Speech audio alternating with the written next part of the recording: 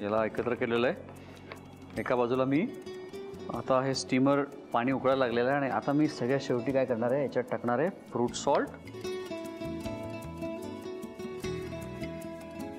थोडं पाणी,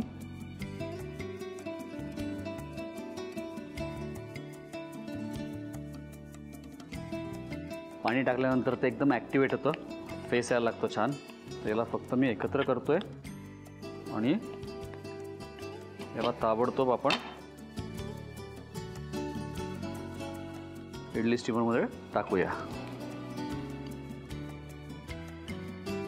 बस आता याला आपल्याला साधारणपणे 15 मिनटं स्टीम करायचं आहे आणि स्टीम त्याचं झाल्यानंतर म्हणजे ती वाफवल्या गेल्यानंतर एक इथे मी मिठाचं पाणी ठेवतोय, त्याच्यामध्ये आपण हे वाफवलेले जे वडे आहेत ते टाकणार आहोत।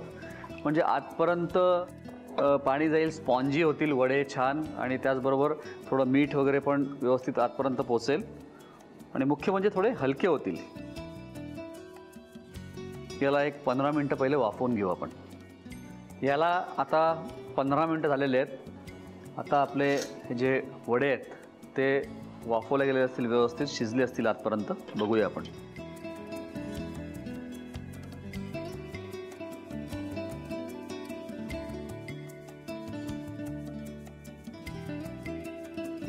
याला टाकू आपण पाण्यामध्ये, मिठाच्या पाण्यात टाकतोय आपण।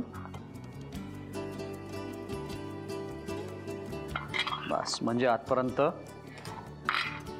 पाणी जाईल, स्पॉन्जी होतील वडे। याला एक 5-7 मिनटं 10 मिनटं याला पाण्यात ठेवायचं आहे आपल्याला।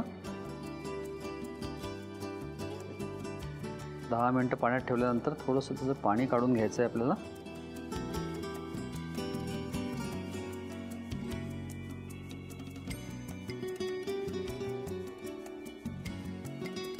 तर याच्यावर टाकू दही,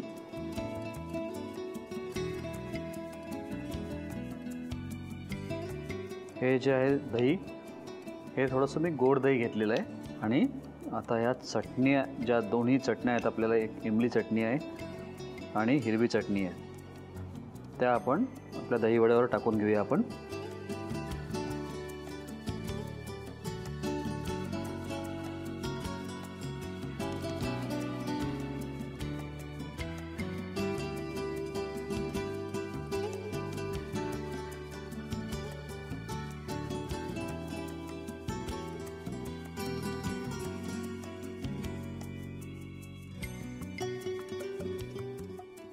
लाल तिखट आणि जिऱ्याची पूड टाकली मी आणि आता डाळिंबाची दाणे टाकतो।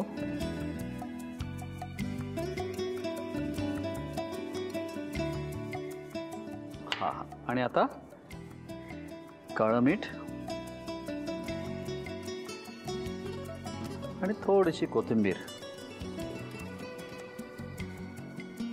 वाह, मस्त कलरफुल झाले आपले जे दही वडे आहेत।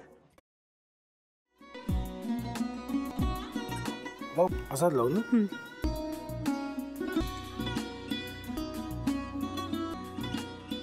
आता आपण ड्राय स्टफ आपण हे सगळे साहित्य टाकायचे।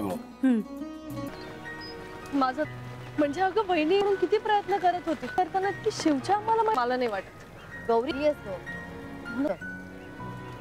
त्याच्यावर विश्वास नाहीये का? विश्वास आहे मी तुम्हाला तो ना, म्हणजे निशा बहिणीचं नाटक वगैरे ते नाहीये। अगं असं कसं म्हणते? जतीन भाईंचा कॉल आहे, रिसीव कर ना। बघ म्हणून ते मला करतील।